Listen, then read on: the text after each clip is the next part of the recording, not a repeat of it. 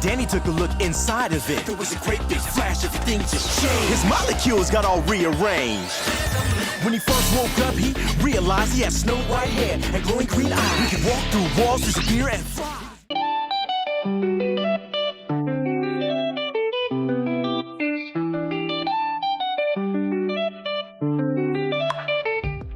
And you are locked into another episode of the Leo podcast. My name is Josh, and we're glad to be back with you once again for a spooky week of the podcast.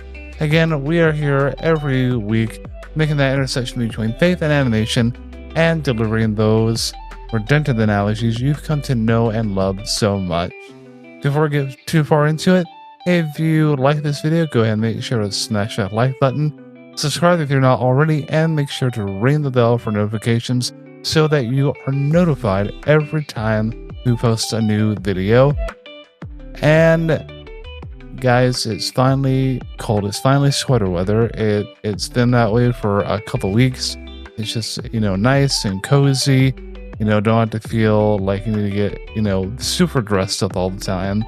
And nobody loves fall outfits more than Rebecca. I do love fall outfits, yes. They're very nice. And Rebecca, well, first of all, if you guys haven't noticed, we have switched our headwear. We're no longer doing our in-ear monitors.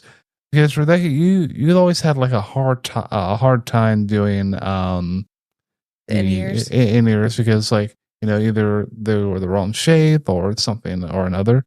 Yeah, for some reason, it just didn't, I don't know if they just didn't fit in my ear or what, but they ended up hurting after recording, and that was just not nice. So I'm glad that we're moving to headphones, and I've got some really fun cat ears coming in soon. Yes, we are bringing back the cat ears for Rebecca, so it is on like Donkey Kong.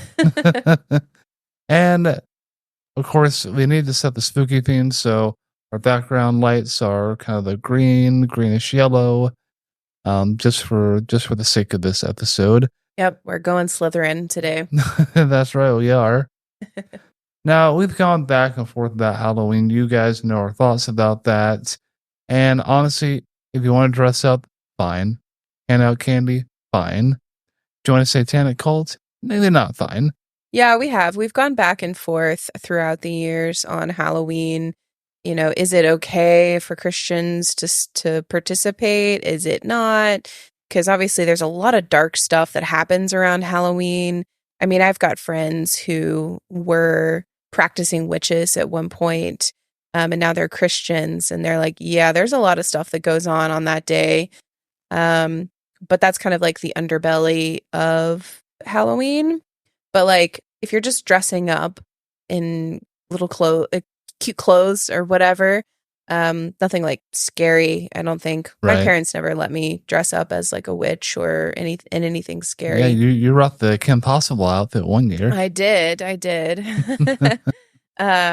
But yeah, so I don't know. I think it's down to each person's discernment, right? At this point.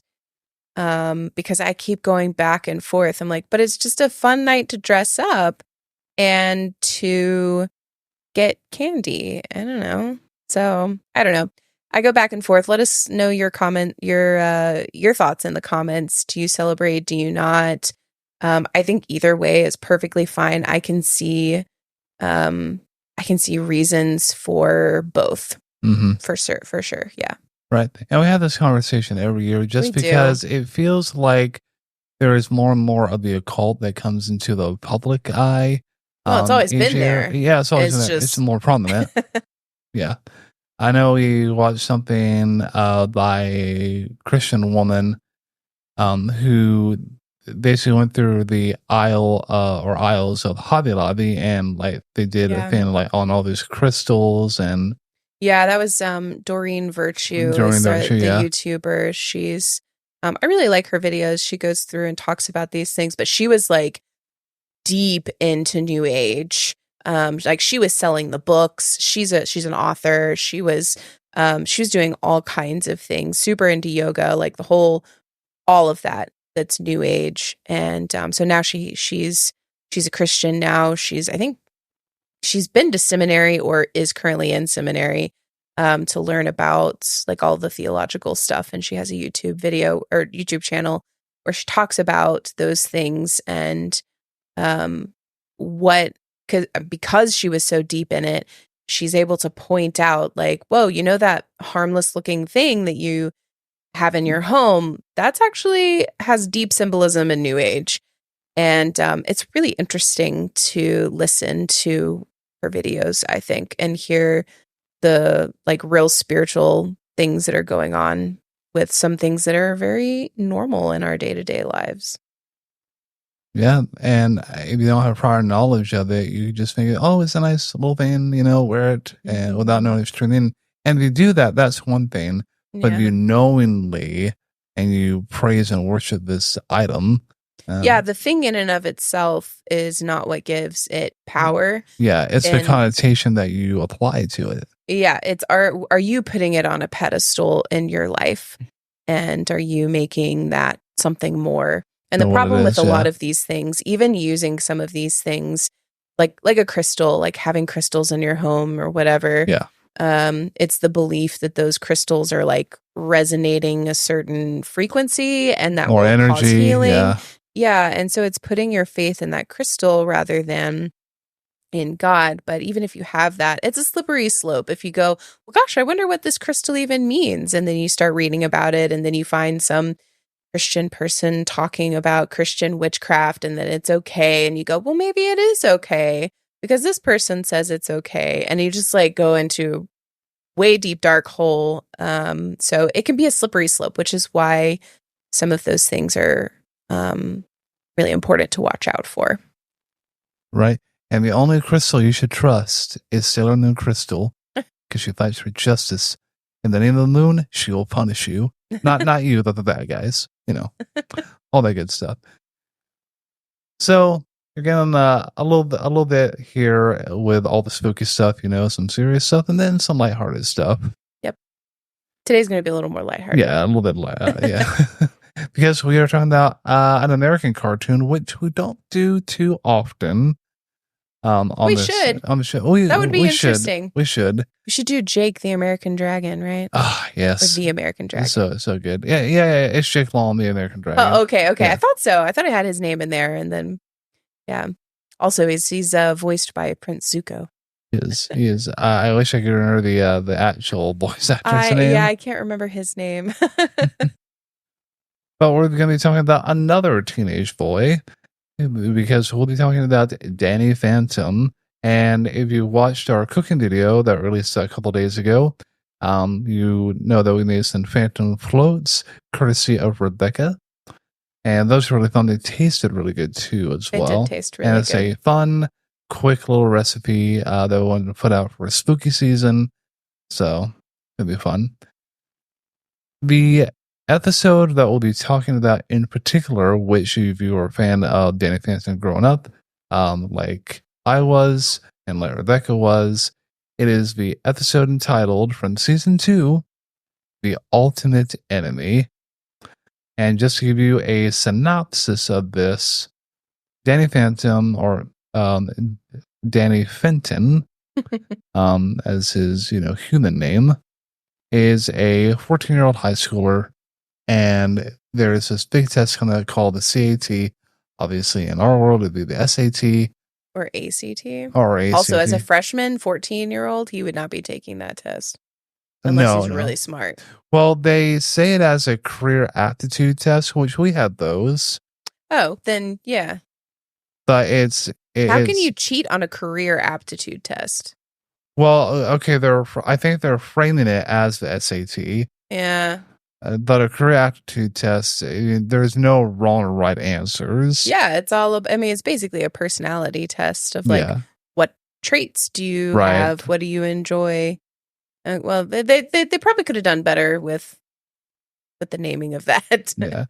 But the episode starts off, Mr. Lancer, who is his main teacher, comes by and delivers a very grim message of like, this is what you'll be if you pass and do with flying colors on the CAT, like Jazz Fenton here, who is Danny's sister.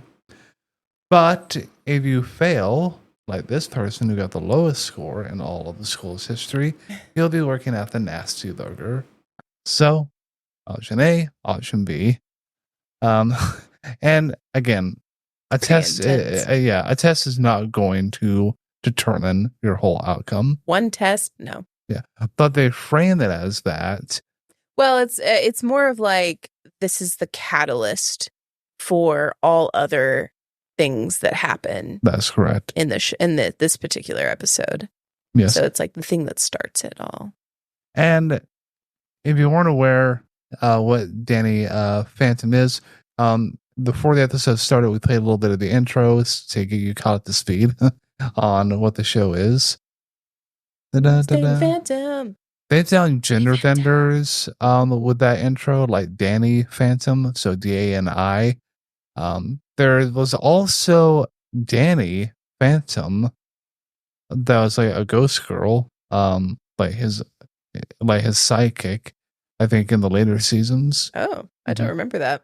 It was like, I think the series went on like a bit of a hiatus and then came back and introduced this other character. But yeah, so pretty fun. But yeah, so we got a few things to talk about. The first, general observations and kind of our first reactions to it. So Rebecca, you had seen this episode before, or was this your first time? Yeah, I know you've watched the series, but I can't remember. It's been so long since I've actually watched Danny Phantom. I definitely remember loving the show in general. I probably had seen this episode before because I definitely remember the time guy.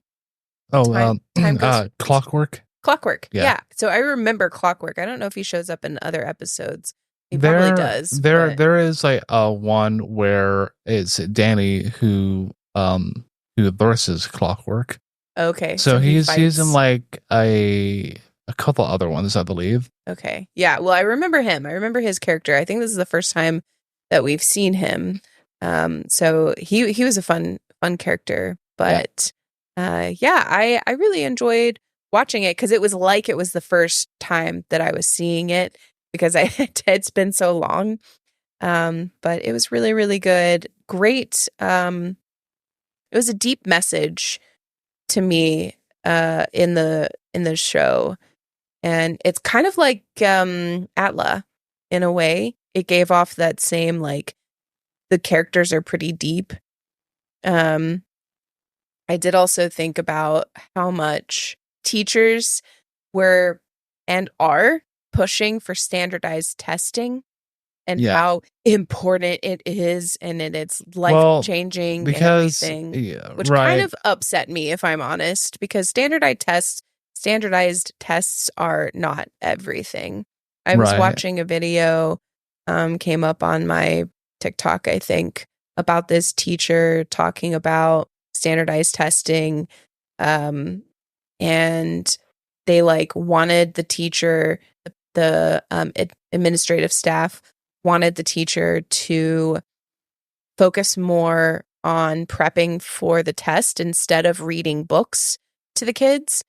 And she kind of went behind their back and they read more books together as a class. And her class ended up having the highest score on the standardized test. And so they brought her in to the principal's office, and all the administrators were there, and they were like, "What's your secret? What did you do?" And she was like, "Actually, I didn't do what you told me to do." Yeah. So, and it's just, she was talking about the importance of reading and how it really helps kids to understand, with comprehension and with just figuring out the stories and being able to pick out patterns and all of that kind of stuff. It's really, really important for these kids. And when you focus on those things, they're going to be better on the standardized tests. It seems like education now, and I'm not an educator, so I don't know the full scope of what's going on, but it just seems like the classrooms are focused so much on these standardized tests. A lot of schools, institute these because they get funding and they're dependent on test scores and Yeah. yeah. It's a mess. Our education system is such a mess right now. But yeah, more of your thoughts on the episode, because that's what we're here for. Sorry, yeah. Really got off. Well, that pertains to the episode because they're thinking that this test is like make it or break it. Yeah, it is the most important thing. Now, it's the fact that Danny decides to cheat on the test. That's a real problem. Right. And cheating is bad. Like, don't do that. Like, you're just selling yourself short. He ends up, because he cheats on this test, something happens to where his, what was the burger place name? The Nasty Burger. The Nasty Burger blows up. His family is killed. He ends up going to his rival or butler. I don't know, whoever this person is. I can't remember how he fits. It's the Lad Masters, who is like his who's like his rival, but he's like good friends at one point with his parents. Yeah. And we see all this beforehand in like the first of the episode because the fates in the ghost world, like these big eyeballs with cloaks, and are talking with Clockwork and showing him screenshot by screenshot basically of what happens when Danny makes that decision to cheat, and they say he must be eliminated. Yeah, they're like, he's trying to take him out, because we find out through all of this that he ends up turning into like an evil version of Danny Phantom. What Kilo classified as Dark Danny. Dark Danny, yes. And he's the villain in all of this. So Clockwork's brought in to eliminate him, and he's like, hey, whoa, hold on. I see time. He doesn't see time as linear because he's all over the place. Right. So he's outside of time. Yeah, he operates outside of time. And so he's like, okay, well, this kid is going to make this choice, but he doesn't have to. And so he orchestrates the rest of the episode where Danny has the opportunity then to make the right choice. Right. And I think that's really important for our lives. There's always an opportunity. Right. Not totally discount him, but, he's like, hey, I've seen, the future, but you still have the choice to change that future. Exactly. Yeah. And each of us have choices in our lives that we will come across where we need to make a choice, and that's going to determine the rest of it's a series of choices in our lives that determine our future. So what choice are you going to make in the moment? Exactly. And that's a quote that you have on our fridge, actually, as we're going through a health journey, which is the small or mundane decisions that you make today have an effect. They don't completely, that one mundane choice isn't going to completely affect your future, but it's those multitude of mundane choices. Yeah. So so it's talking about our health journey here, when you don't want to work, when I don't want to work out, I'm like, I just don't feel like it. I have a choice, just like Danny had a choice in that moment to cheat. I have a choice. Am I going to make this a pattern where I just say, I'm just really tired, I've got a headache, I can't work out today? Or I've got no time at all to make something healthy, so I'm just going to grab some fast food.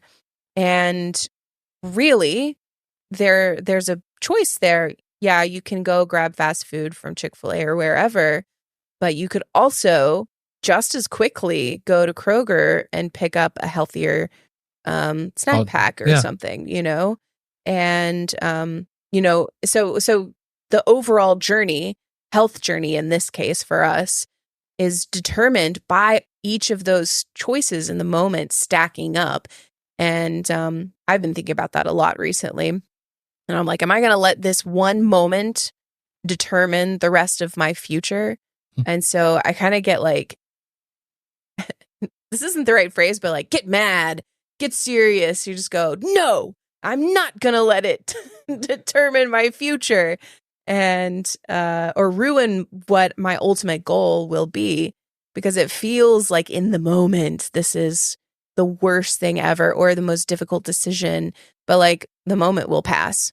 And if you just do it, whatever it is that you want to do to get to your goal, then, you know, all of a sudden a year has gone by and you have a year has gone by and you've implemented all of these healthy lifestyle changes. And that's really important because that's where it'll really change for good. Yeah. And I know I've struggled a lot with that, with, yes, I'm really serious. And then, a few months goes by and falling off the wagon. And we've all been there. Yeah. It's the point to where, you don't want to focus so much on the short term, where I always used and kind of still use the scale as a, it's not, the only factor, but Yeah. it is a measurement of success for me personally. And you may not agree, but for me personally, that is a measurement of success, along with many other things. But yeah, Rebecca, absolutely agree with the choices that you make. That if you make good choices, the more good choices you make, the more that is going to benefit you in the long run. And I'm not saying that you have to make good choices 100% of the time. Nobody does. So yeah, it reminds me a lot too of temptation, that when we have a choice, like we can be tempted to sin or to do something that we know is against our goals or whatever. The great thing is that it's not the temptation that's a sin, because Jesus was tempted and he was without sin.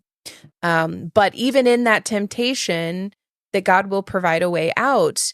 And the Bible says in 1 Corinthians 10:13, and I'll read it here, "No temptation has overcome you that is not common to man. God is faithful.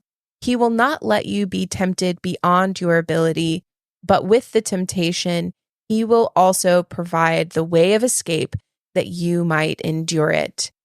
And this is really important to remember, that even while we are tempted, God will provide a way out. There is a way to endure it.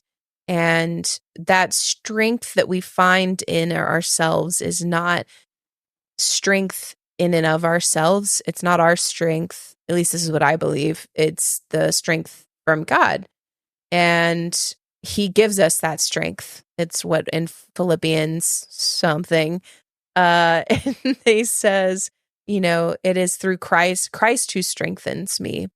And just like we get, even the little faith that we have is faith that God has given us. And so we give all glory to God, absolutely, in everything and in those temptations and in that moment.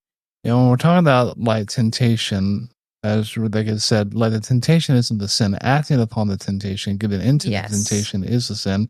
It kind of goes right in line with James 1:14-15. And that says, "But each person is tempted when he is lured and enticed by his own desire. Then desire, when it has conceived, gives birth to sin. And sin, when it is fully grown, brings forth death."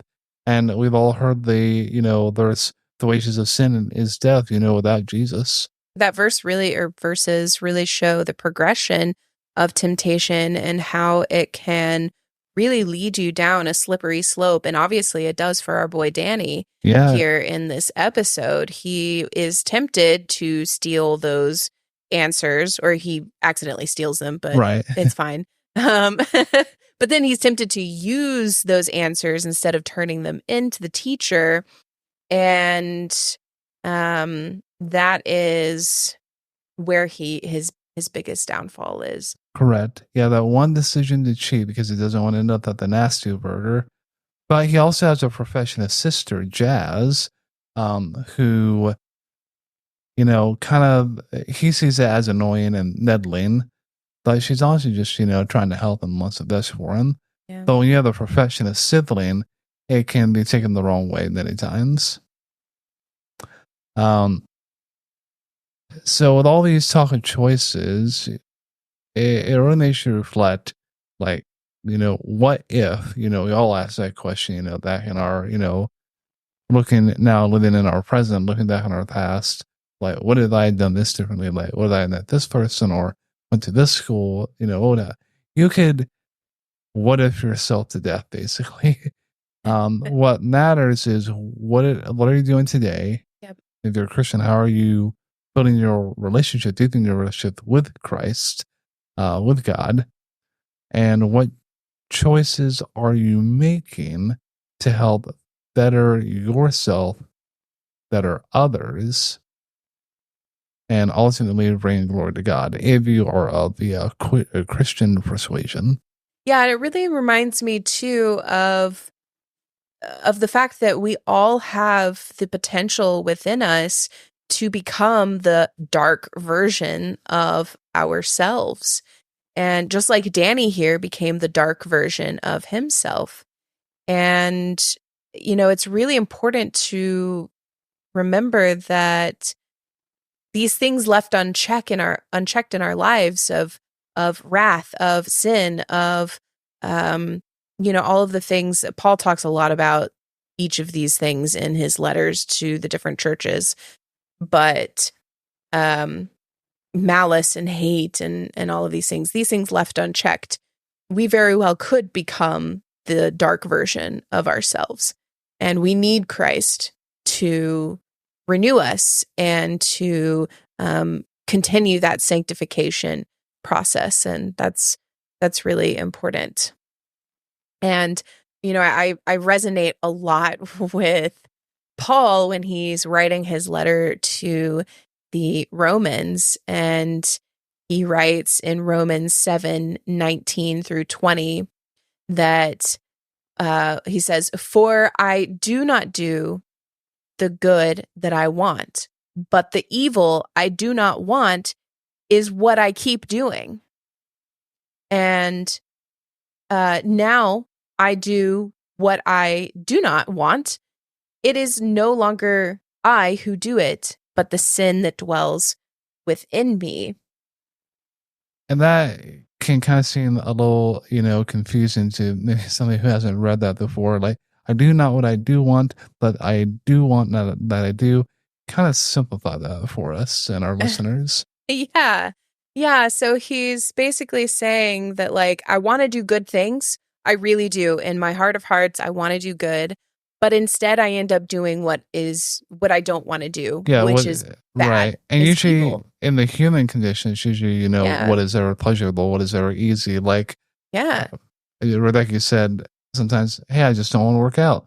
Yeah, you cannot work out and play your Nintendo Switch, or you could, do something that's just sitting on the couch and not being active, not bettering yourself.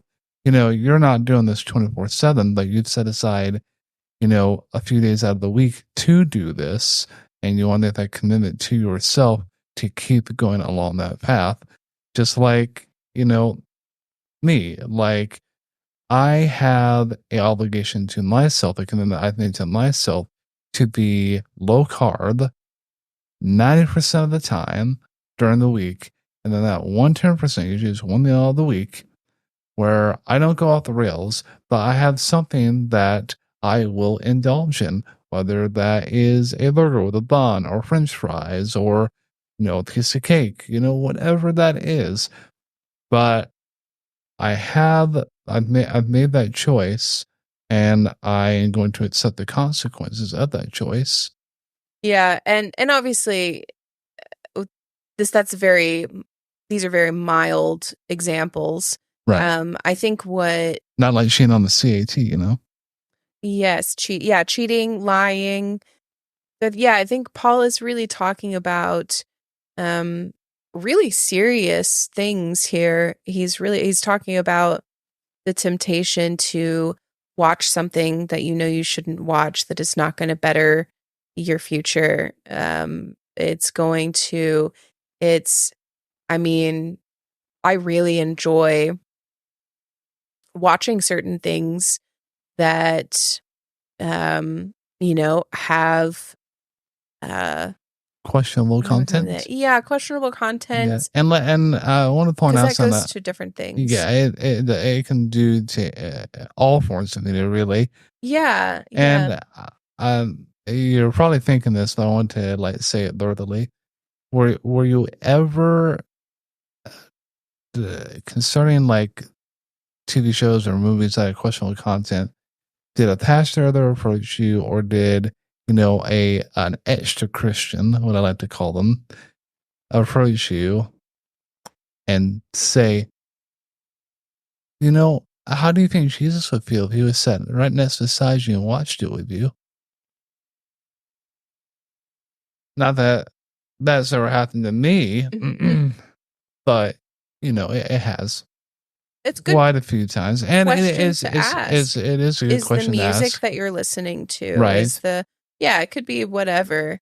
Yeah, but as a teenager, like you're in your rebellious phase, and I was a little bit, and I want to explore. explore, and it's like just sit right here. We're still gonna watch it.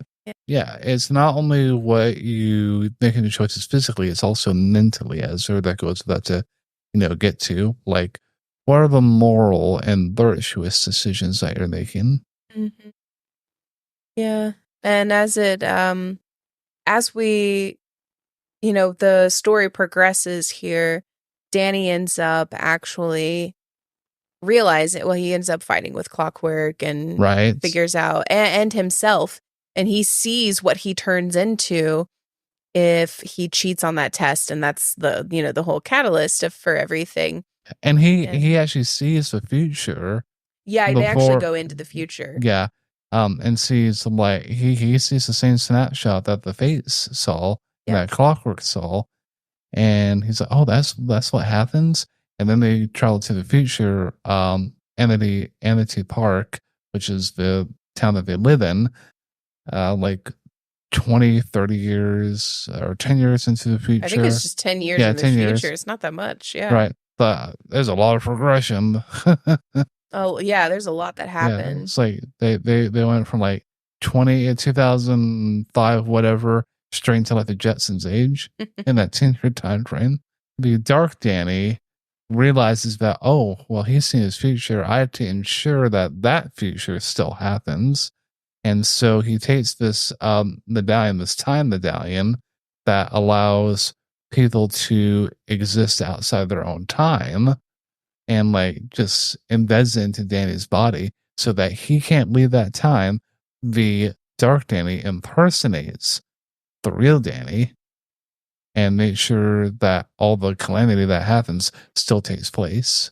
Yeah, and at the end of all of this, Danny realizes that he doesn't want that future, and he makes the choice to not cheat on the test, which is good. Right.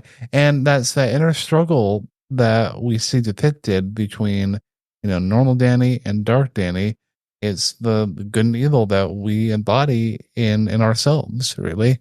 Yeah, there's always that struggle between sort of what the Bible calls the old man and the new man.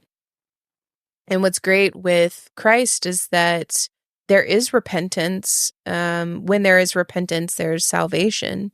And we can always run to God with when we've done something wrong, and just say, I'm sorry, and find that forgiveness, which is truly incredible. I look at myself and the choices that I make on a daily basis, and I think, oh, how can I be forgiven for continually making the same mistakes over and over and over again? And yet I believe in a God who forgives, and then I'm to offer that forgiveness to others and also forgiveness to myself. And that is really difficult to do for me, is the forgiveness of myself. I don't know if anybody else is like that, but that's one of the hardest things.